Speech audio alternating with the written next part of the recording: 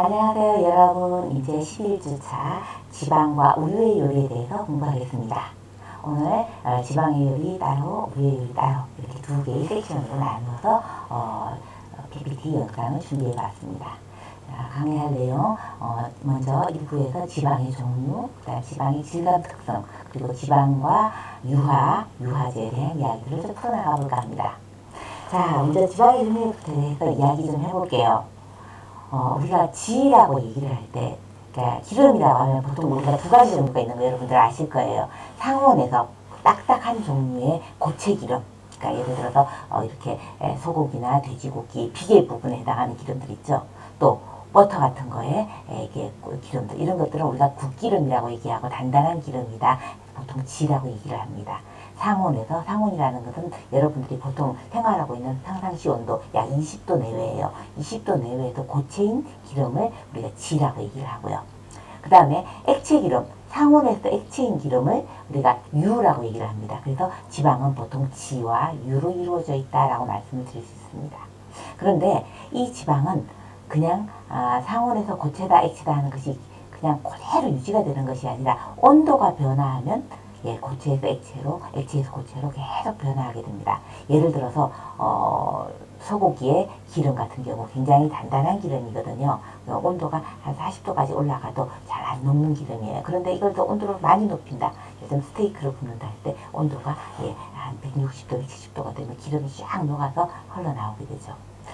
또한 여기 이 올리브유 같은 경우, 올리브유도 상온에서는 액체예요. 그런데 여러분들이 이 올리브유를 병을 딱 냉장고에 넣었다. 그러면 어떻게 되죠? 냉장고 온도에서는 굳어져서 고체가 됩니다. 숟가락으로 떠질 수 있을 정도로요.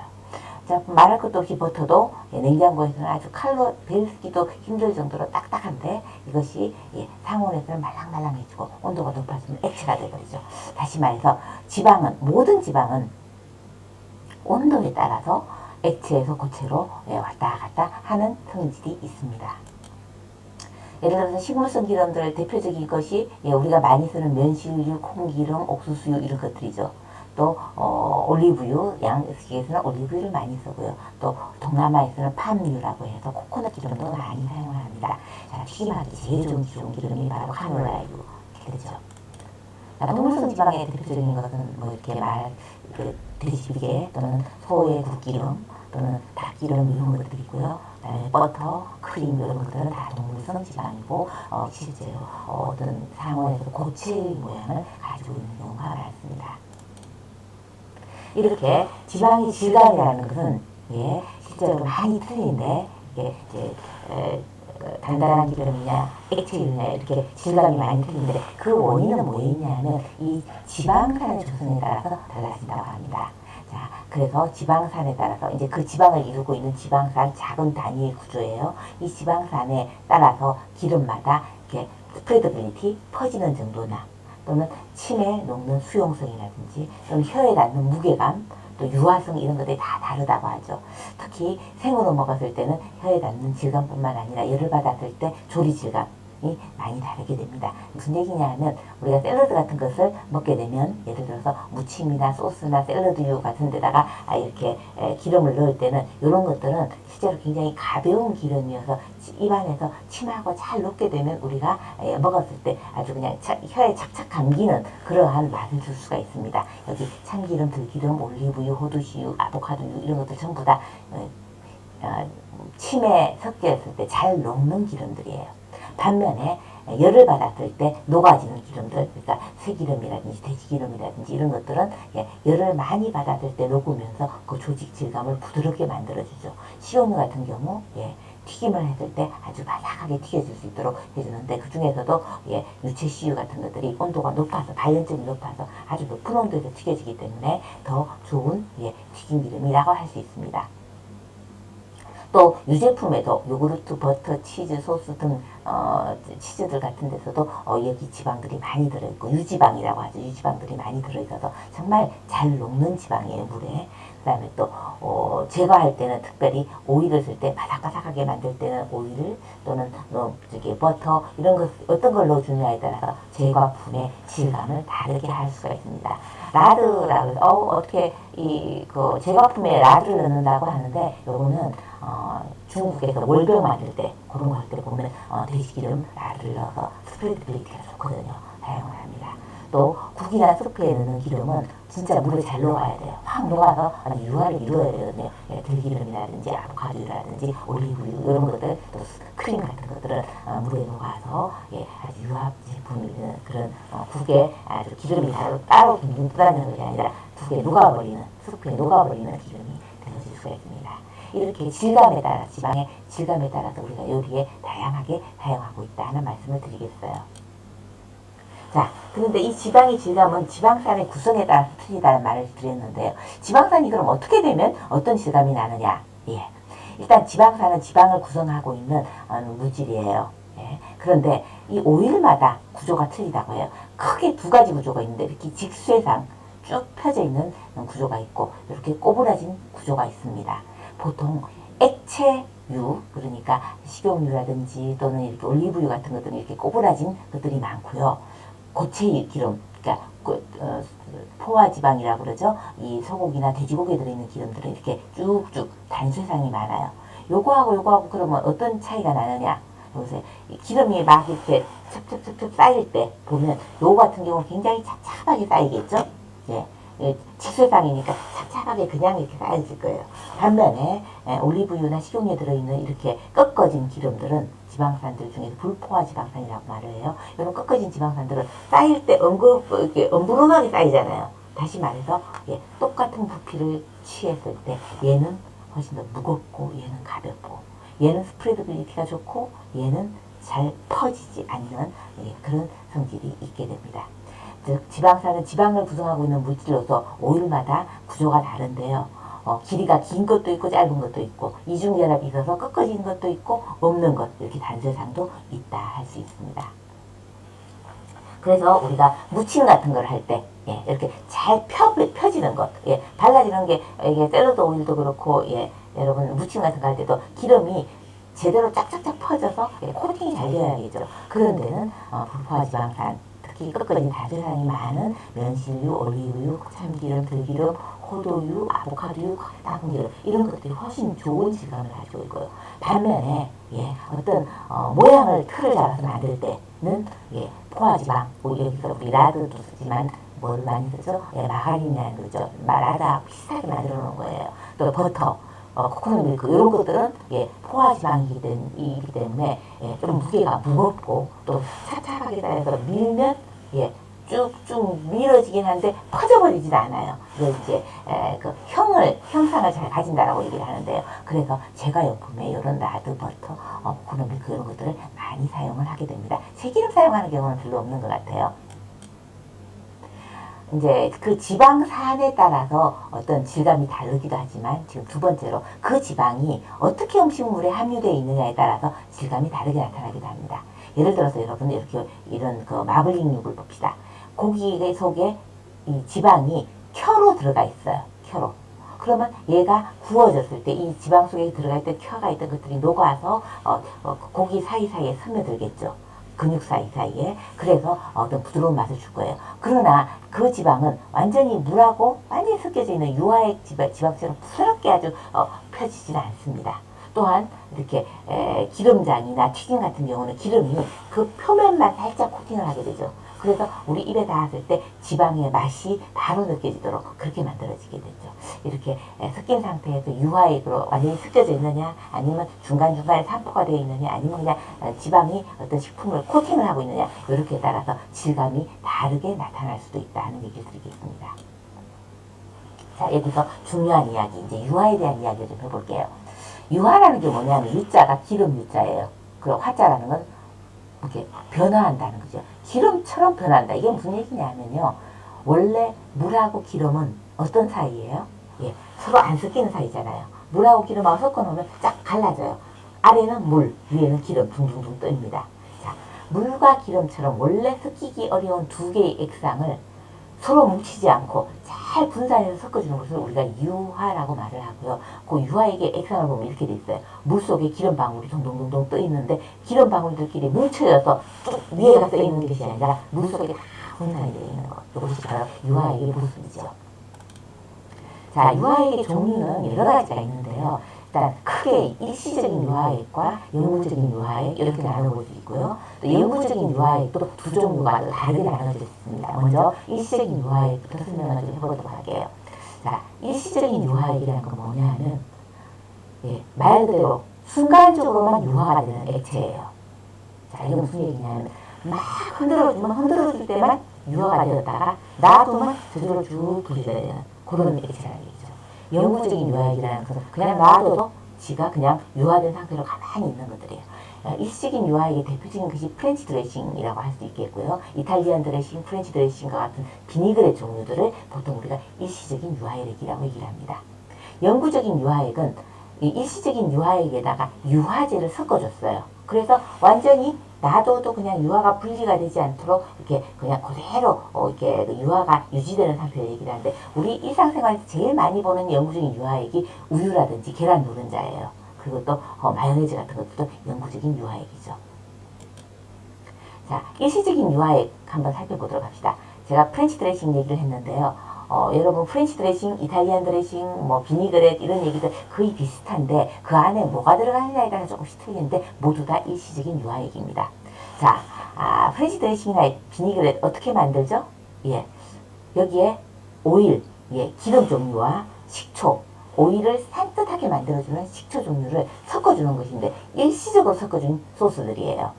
자, 그런데 흔히 어떤 오일을 많이 사용하냐 하면 올리브유라든지 아보카도유라든지 호두씨유라든지 또는 식용유를 사용하기도 합니다. 이렇게 이런 조금 그 자체 향미가 있는 기름들을 많이 사용하고요. 식초는 어떤 걸 많이 사용하냐면 화이트 와인 식초라든지 발사믹 식초 이런 것들을 사용을 합니다. 일반적으로 이런 정도로 사용을 해서 거기다가 이제 맛을 위해서 양파라든지 꿀이라든지 머스타드라든지 이런 것들을 넣어주기도 하고 이렇게 해서 맛을 좀 다르게 만들어주죠. 자, 이랬을 때 여러분들 중요한 건 뭐냐면 오일과 식초의 비율인데요. 보통 오일 3에 식초 1을 넣어줍니다. 그러면 다시 말해서 이 프렌치 드레싱 또는 이탈리안 드레싱 같은 비니그레들은 기본적으로 오일, 식초 맛이 들어가 있는 오일의 맛이에요. 그런데 계절에 따라서 또 재료에 따라서 비율을 좀 조정해 주는데 한국 사람들 같은 경우 3대1로 만들면 기름기가 너무 많아서 좀 싫어하시는 분들이 계셔요. 그래서 약간 오일을 줄여서 2대1 정도로 오일 2에 식초 1 정도 쓰기도 하고 그렇습니다. 반면에 이제 한식 요리를 만들 때는 대부분 기름은 아주 조금만 참기름, 들기름 섞어줄 때 한두 숟가락만 섞어주잖아요. 반면에 식초의 분량이 훨씬 더 많아지게 그렇게 담백하게 만드는 음식들을 좋아하죠. 내가 여기서 계절에 따라서는 말씀드렸는데 겨울과 같은 경우 이렇게 날씨가 추울 때는 오일의 양이 좀 더 늘어나야 좀 더 두껍고 중후한 맛을 줘요. 여름 같은 경우에는 식초의 비율을 좀 더 많이 늘리고요. 이렇게 해서 일단 그 오일과 식초를 병에다 넣어주고 그 다음에 맛재료를 넣고 그 다음에 막 섞어줘요. 그러면 쫙 섞입니다. 섞여요. 그런데 세워놔주면 나중에 보면 이렇게 밑에 물 성분 위에 기름 성분들이 쫙 분리가 되어지죠. 그래서 프렌치 드레싱이나 이탈리안 드레싱을 쓸 때 제일 중요한 것은 뭐냐 하면 쓰기 직전에 만들어서 바로 뿌려내는 것. 이게 중요해요. 미리 만들어 놓으면 분리가 되어진다 하는 얘기를 드릴 수 있습니다. 자, 그러면 영구적인 유화액은 뭐냐 하면 그냥 유화가 그냥 유지가 된 거예요. 우리가 제일 많이 아는 게 우유, 크림 이런 것들이죠. 또 홀란다이즈 소스 같은 것들도 영구적인 유화액 중에 하나입니다. 자, 영구적인 유화액에 대해서 좀 자세히 알아볼까요? 영구적인 유화액도 종류가 두 종류가 있습니다. 그러니까 지금 말한 일시적인 유화액, 그 다음에 영구적인 유화액 이렇게 두 가지가 있고 영구적인 유화액도 수중 유적형, 유중 수적형 이렇게 두 가지로 나눠볼 수 있습니다. 이게 무슨 뜻이냐면 좀 말이 어려운데요. 수중 유적형이라는 것은 물 중에 기름 방울이 떠 있는 형이에요. 오일 인 워터입니다. 다시 말해서 물량이 많은 유화액을 우리가 수중 유적형이다 라고 말씀드립니다.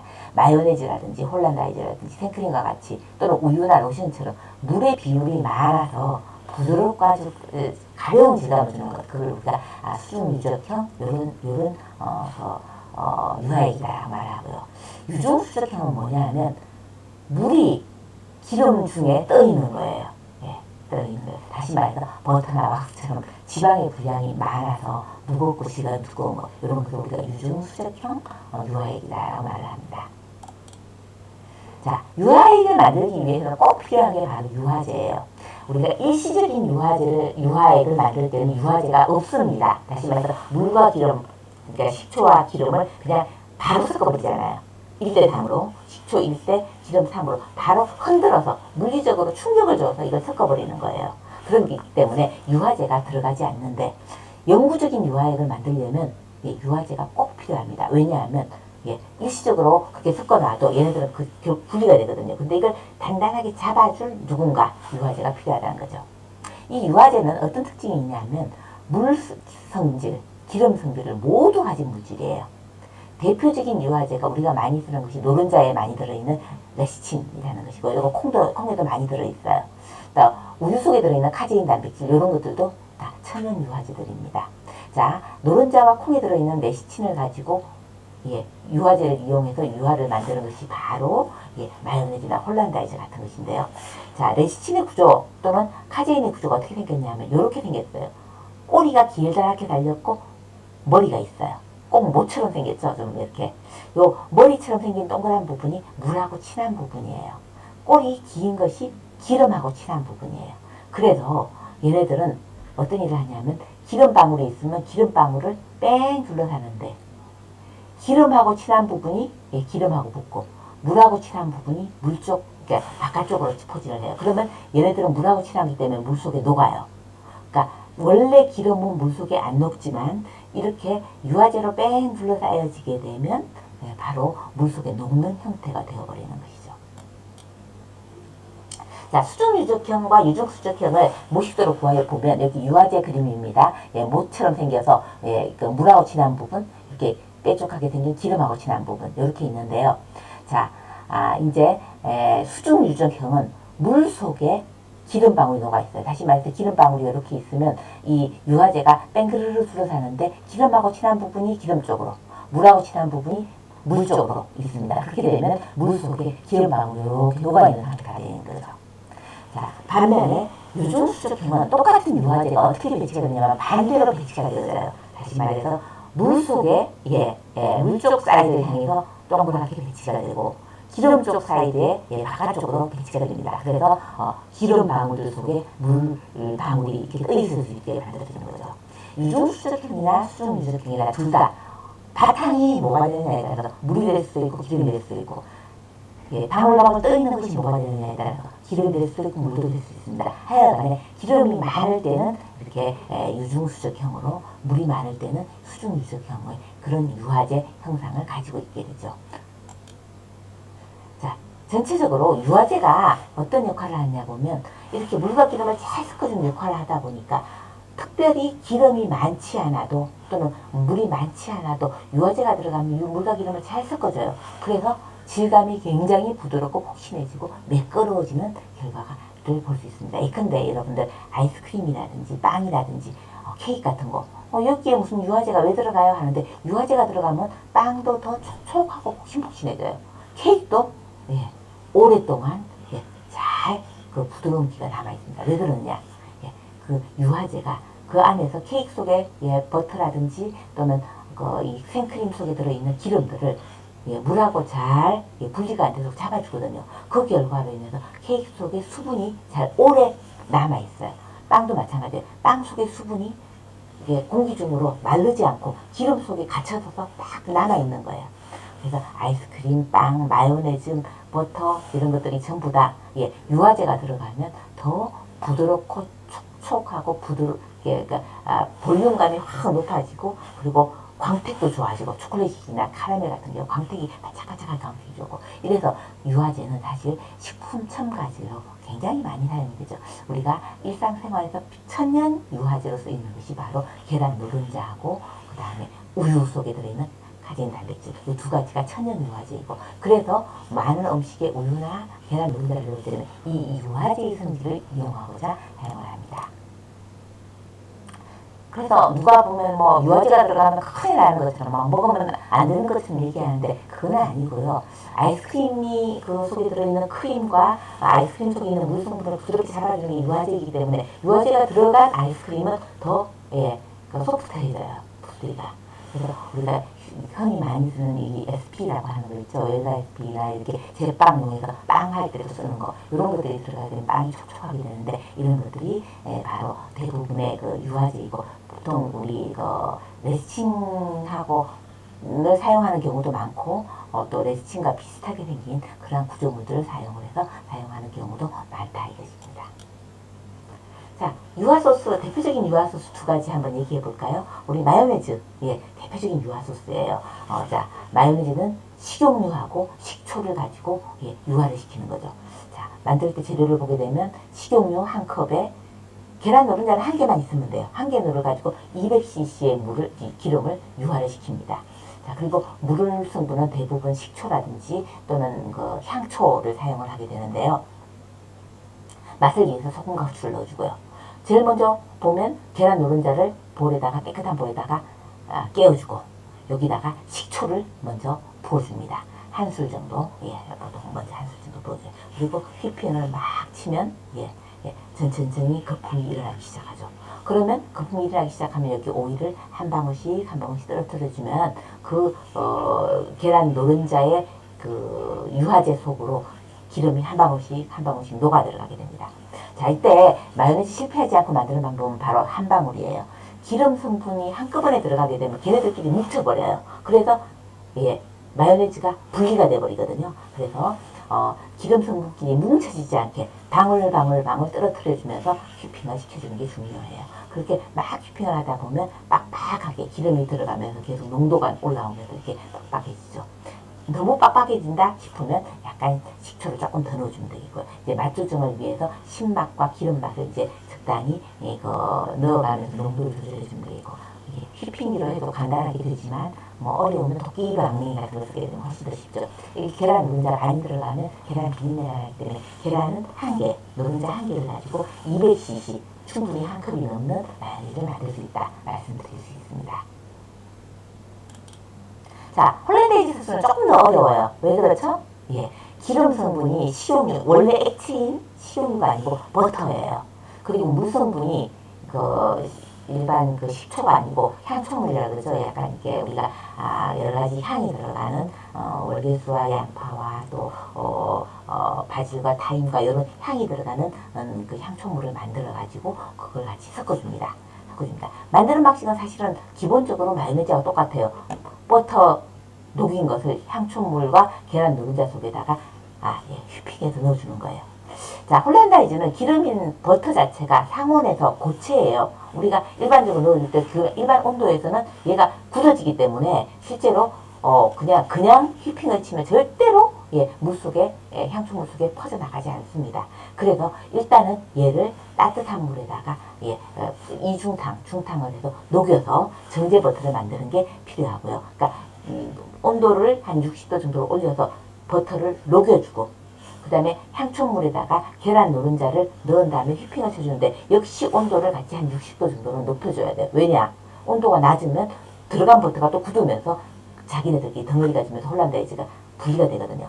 아마 여러분들 양식 자격증 시험 볼 때 홀란다이즈 나오면 실패하는 사람들 정말 많아요. 저도 심사 이렇게 감독관으로 가서 보면 제목이 홀란다이즈면 이거는 볼 것도 없이 한 70%, 60, 70%는 제대로 못 만들고 실패를 하거든요. 그 이유가 뭐냐면 온도예요. 60도 정도를 맞추어서 버터가 녹을 수 있는 온도를 맞춘 상태에서 계란을 휘핑해서 이 버터를 녹여주면 되는 거죠. 마찬가지로 온도를 높일 때 너무 많이 높여지면 이 60도 이상에서 7, 80도를 먹게 되면 지난번에 얘기했죠. 계란 노른자가 있는 온도가 80도예요. 따라서 계란 노른자가 익어버리면 유화를 시킬 힘이 없어져 버려요. 그러니까 버터가 녹을 정도, 계란 노른자가 굳지 않을 정도, 그 온도 60도에서 70도 사이의 온도만 맞춰주면서 휘핑을 하면서 한 방울씩 떨어뜨려주면 홀란다이즈 금방 만들어질 수 있습니다.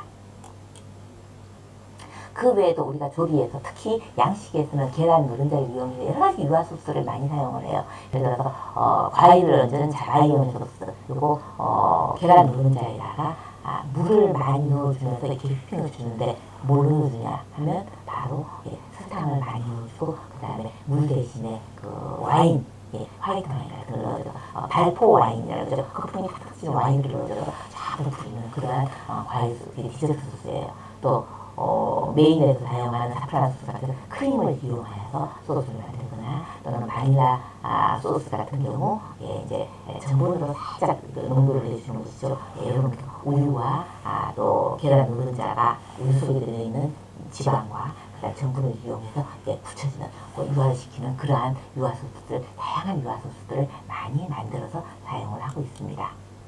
자, 그러면 요약을 해볼까요?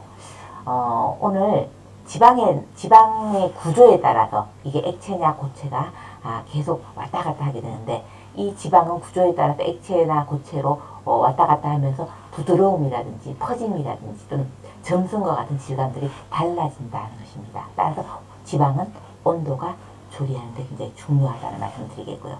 두 번째, 지방은 물하고 섞이기 힘든 소질을 가지고 있습니다. 그래서 이걸 잘 섞이게 하기 위해서 유화제를 넣게 되면 지방이 물에 녹아서 유화액상이 되어집니다. 유화액상은 특징적으로 색깔이 하얗게 되어져요. 식용유, 투명한 액체잖아요. 그러나 그것이 유화액이 되면 색깔이 하얗게 되어져요. 이렇게 보세요. 보세요. 계란 노른자 색깔이에요. 그런데 여기다가 식초를 넣고 이제 넣게 되면 이것이 투명한 노란색이 되어지는데 여기서 식용유가 많이 들어가면 내할수록 불투명해지면서 하얀 색깔로 변하게 되는 것이죠. 계란 노른자의 노란 색깔이 아니라 하얀색이 된다는 얘기예요. 자, 이렇게 유화액이 만들어지면 색깔이 하얗게 되고 그 다음에 액체도 아니고 고체도 아닌 그런 반액체 반고체상의 크림성의 풍성한 질감을 가지게 됩니다. 요리에서는 다양한 유화액을 만들어서 맛과 질감을 더하는 경우가 많습니다. 자, 여러분, 이것으로서 우리 기름에 대한 기본적인 공부 끝냈고요. 다음은 우유의 조리입니다. 수고하셨습니다.